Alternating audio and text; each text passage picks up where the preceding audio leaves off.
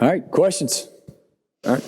Well, I'll just keep it open. What's your just sort of total evaluation of game one, I guess, and in particular, what was your just read on the offensive line? Overall evaluation, we were good in spots. We weren't very good in spots. I think a lot of the typical first game, not necessarily like not prepared, not necessarily, but just we had a lot of kids that this game was unbelievably important to, and so as opposed to just being a little more, we always talk about being missional and relational and just being mission focused and how do you play good football, and that's the techniques and the fundamentals and the schemes, and so at times we had some guys trying to do too much. But when we settled in and played good football, we played good football. I think if you were going to go kind of in order of what was disappointing, I'd say, we left 3 or 4 giant chunk plays on the field. Kind of what we call gap plays or game-altering plays. We had 2 or 3 guys back there behind them open, and it's going to be an even bigger day than it was. There's probably, 400-some yards of passing that we left on the field, overall.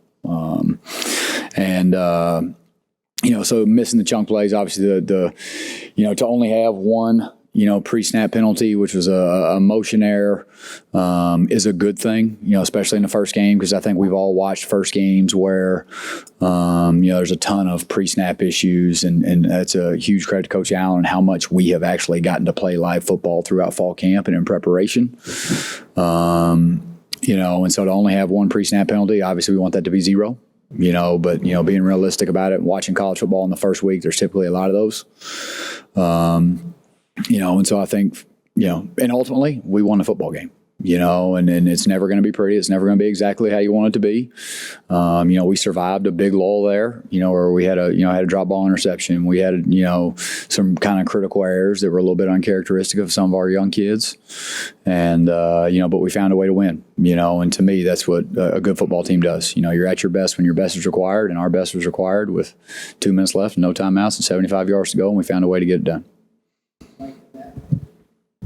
Rich, I wanted to ask you about the offensive line. When they were struggling on Friday, how much of that would you say was like players needing to get better versus, putting them in better positions, better like? Well, we all, and I don't say this in a smart alecky way. I don't want anybody here to get offended, but if you watch the football game, and we knew in preparation that if we have 5 people in that box, they're going to have 6. If we have 6 people in that box, they're going to have 7. If we have 7 in there, they're going to have 8.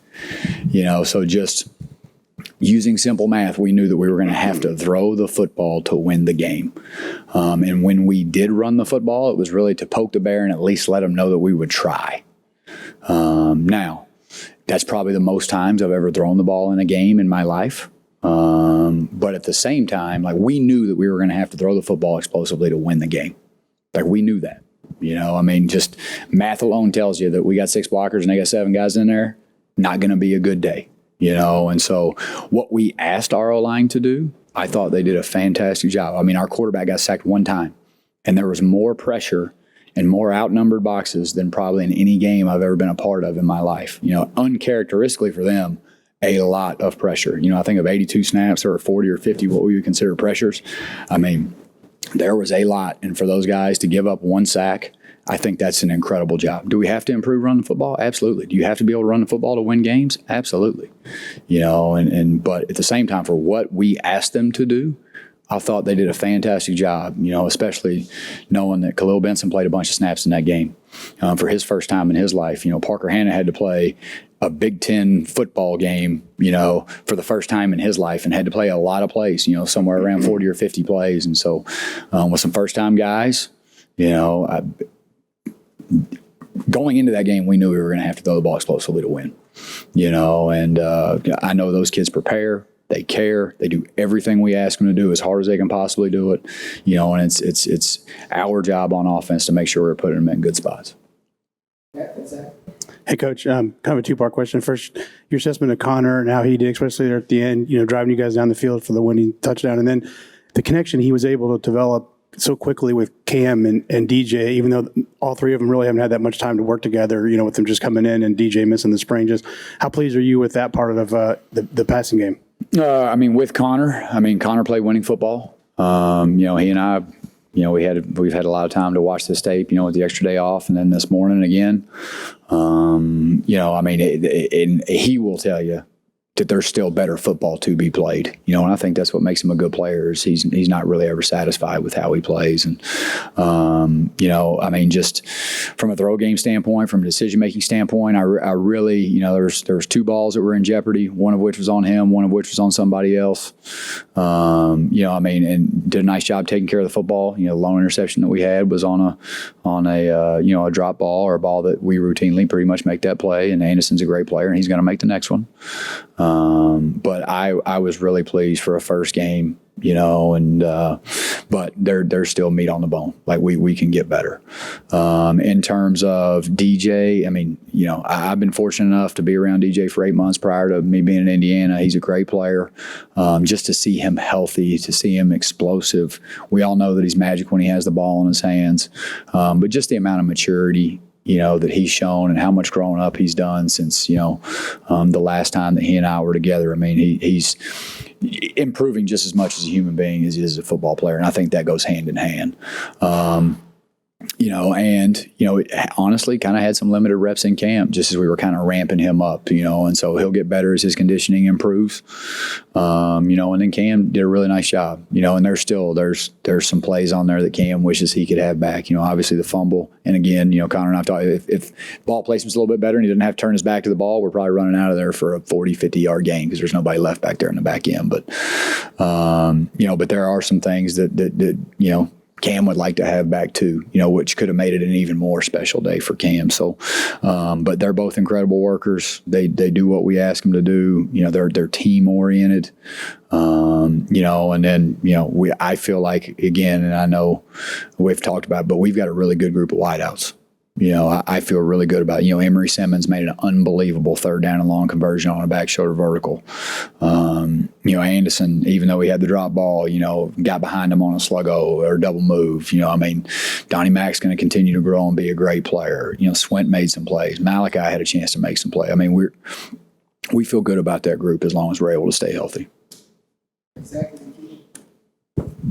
I guess following on discussion of wide receivers, just how pleased were you? I'm sure they could do better, but it seemed like Illinois was just throwing them a lot of sort of like single man coverage and just kind of it coming down to basically just winning those individual battles. How pleased were you when you're talking about a lot of guys that haven't played a lot of football, and certainly the ones that haven't played a lot of football here, that just kind of when they're facing that physical challenge in the passing game, that's how they performed. And the other thing too is the Witherspoon kid for them is a great player. It's not just the fact that he's in your face and basically marking you the whole game, but he's also a really good player.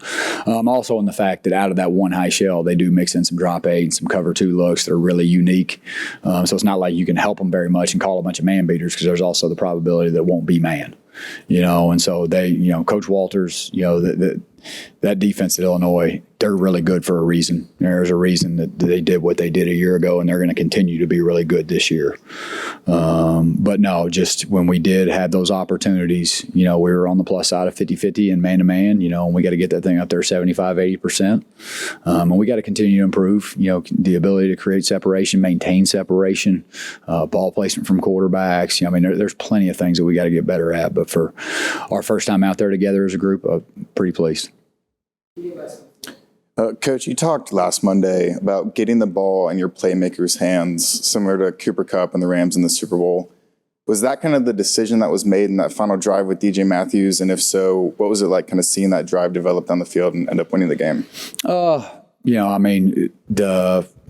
The jailbreak screen or the tunnel screen that hit the middle of the field, that was more just how they were structurally built in that situation. Much two-man, there really isn't anything left in the middle. It helps that it's DJ with the ball in his hand. I'm honestly really surprised he got tackled by the lone guy left in the middle of the field. Now the option route on the third down to kind of get the drive started, yeah, it's absolutely. We're going to ISO this guy and let's go see if your guy can cover him. And, DJ found a way to get open. But, and same thing. Emory comes in to spell DJ. We throw the D ball. I thought it was pass interference, but we've got a lot of guys that can make plays, and within that drive, there are a bunch of guys that got their hands on the ball and made good plays. And but within that drive, that ball ended up in DJ's hands 4 or 5 times, and that's not typically a bad thing. All right, thank you guys, appreciate it.